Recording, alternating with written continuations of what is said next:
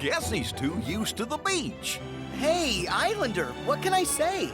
Hey everyone, it's Tom here, and today we're going to be talking about the E3 showings of Kingdom Hearts 3, and there were several, and to join me to talk about that is the man who actually saw it in person on the show floor, John Linneman. Hey Tom, I am back in Europe, and very tired, but ready to talk about some Kingdom Hearts. Well, that's fair enough. Kingdom Hearts 3 was kind of left over from last week, and we really wanted to talk about it for several reasons. Mainly that we had two big trailers. There was a Sony one and a Microsoft one. There's definitely between the two a big push to show off Frozen, Tangled, and Pirates of the Caribbean, plus a little bit more of the Toy Story stuff. And obviously between all four of those, there's a common theme there. Yeah, so the main thing here this time is that, since the last Kingdom Hearts games, Disney is pretty much committed entirely to CGI style films. Yeah. Which is kind of fitting for the look of this game. Obviously, the rendering quality here isn't a match for the film. That's just not possible. But Unreal Engine 4 and the artists, of course, they do a pretty good job of approximating the look of the films in such a way that, at first glance, it's like, this feels convincingly film-like. And I think it comes down to just the excellent material work and lighting. It really looks natural in motion. Despite some questions still remaining on how certain things are going to play out, it looks really good, I think.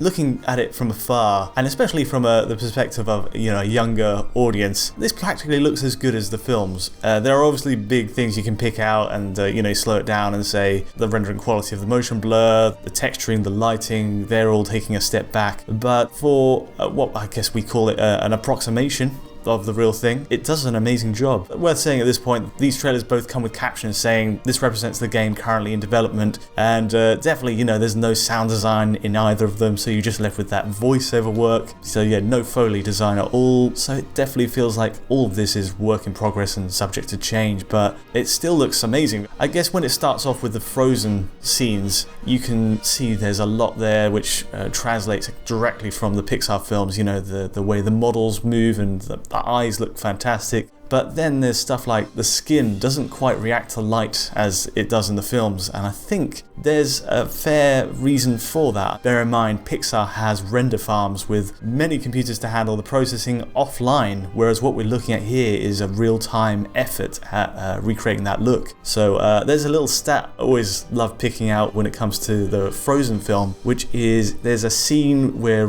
Elsa walks onto the balcony of their ice palace in the film, and it's around 220 frames. It apparently took over 5 days for Pixar to render just that scene. And what we have in this game is an attempt to hit 30 frames per second in the trailer. More than that, judging by what you've seen on the show floor, but yeah, 30 in this trailer, and doing it in real time on PS4 or Xbox One grade hardware. So it makes a big difference, but the end result comes amazingly close, and I'm kind of staggered by how far we've come. For me, the thing this time is it's the first time I've actually seen the game played live. All the trailers were a little bit interesting in that the frame rate was a little low and stuttery, but they actually had it running on an Xbox One X development kit at the Microsoft Showcase. Surprisingly, they seem to be targeting 60 frames per second for this. Now, granted, in its current form, it wasn't quite hitting it completely perfectly by any means. It was kind of an unlocked frame rate with some instability, but it was closer than I expected, and it seemed like surprising that they were aiming for that target, to be honest. I feel like maybe 30 might be the better choice if they want to get that consistency, but for now, there's some interesting potential there. This is something that is a bit of a mystery to both of us, I think, just what the platform is that we're seeing. Looking to the bottom left, there's the kind of action command box where you'd usually see button prompts, for each move to help you along. And what Square Enix has done here is just completely stripped out all the button prompts everywhere.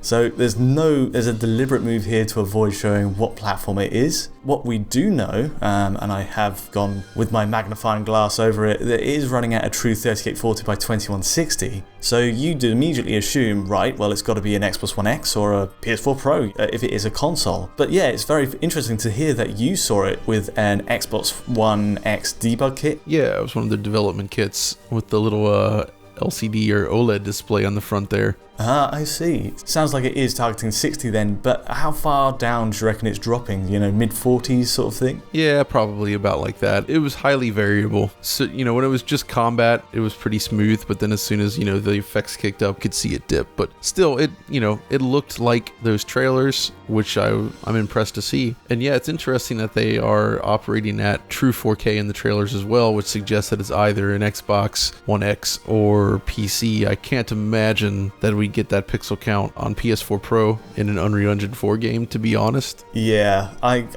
got that gut feeling as well, but early days. It's worth saying we did a analysis of the conference footage just to see what was going on there. It's outdated, I believe, judging by what you've seen already on the show floor, but for the sake of interest, we had a look and it is running with a 30 FPS cap with drops down to like near 20, which really is far away from what you're seeing. So I'm guessing they're just showing a very outdated build here, or maybe these levels are a little bit more taxing than the Toy Story stage, which I believe you saw. Yeah, I don't think we can draw much of anything from the trailer footage. It's, it's pieced together for promotional purposes. It's just meant to show what the game looks like. I don't necessarily think it represents any specific version or was intended to showcase the final performance, especially based on what I've seen. So I don't think it's anything to worry about.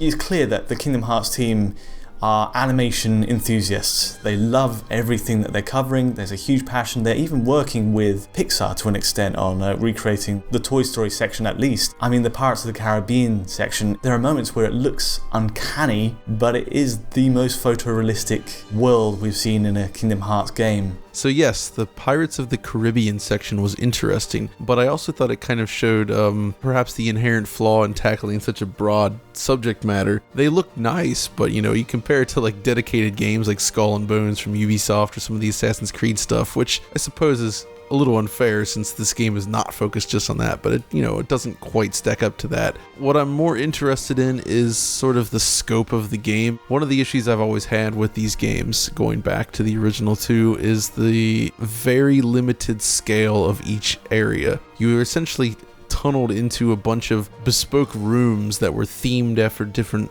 sections of whatever film they were covering. The rooms were usually small and not that interesting, and you just kind of go in there, fight a bunch of enemies, and then you go into the next room. It made the world feel like a collection of little vignettes, really small in scope, instead of an actual world. Whereas here, some of the footage does at least kind of suggest that they might be building that out. My main hope is that with this new technology, using Unreal Engine 4 and more powerful machines, they can actually sort of expand upon this and deliver proper worlds to explore instead of just a bunch of rooms. I feel like that more than anything else will go furthest towards making the game just feel more cohesive and interesting. Yeah, certainly from a stylistic point of view, there's a sense that Kingdom Hearts is trying to be a jack of all trade. Unreal Engine 4 is really being stretched to some interesting results here. I'm really impressed that they're getting away with so much packed into one game. It seems like quite a challenging project to create, just because of all these different gameplay types that they've been showing. Trying to make this into one cohesive whole with all these different stylistic choices and all these different gameplay options. There's a lot going on, and I can kind of get why it's requiring so much time to produce at this point. They've kind of struggled with long development cycles for a while now. We saw it with Final Fantasy 15 and various other games, but in this case, it really kind of makes a lot of sense when you see just the breadth of what they're attempting to do. We still don't know just how much is really going to be in there, perhaps, but I'm very curious now to see where they go. Yeah, well, we've only got so much to go on at this point, but it's a kind of promising showing, and there's enough footage out there now to suggest, yeah, this is actually happening after all these years. Yeah, huge fan of Kingdom Hearts 1 and 2. I'm excited. I've completely missed all the portable games, I'm sad to say, but hopefully I can fill myself in with sort of an abridged YouTube compilation of everything I need to know. But anyway, thanks so much for joining me, John. Thanks for having me. And if you did like this video, please feel free to like or subscribe and ring the bell to get notifications when a video lands. Plus, if you want to see this video at source file quality, we have exactly that on our Patreon at digitalfoundry.net. And also, if you want to get in direct contact, feel free to get in touch by Twitter. But until next time, from me and John, thanks for watching.